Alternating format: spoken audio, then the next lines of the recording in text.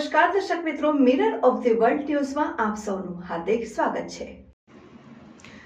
તારીખ 23મી માર્ચ શહીદ દિનના ઉપક્રમે શ્રી ઘનશ્યામ લક્ષ્મી સાર્વજનિક ચેરિટેબલ ટ્રસ્ટ અને તિરંગા ગ્રુપ દ્વારા બ્લડ ડોનેશન કેમ્પનું આયોજન કરવામાં આવ્યું, જેમાં દરેક બ્લડ ડોનરને તેમના અતુલ્ય યોગદાન માટે ગિફ્ટ અને સર્ટિફિકેટ આપવામાં આવ્યા હતા। Reporter Nikhil ગાયકે, mirror of the world news.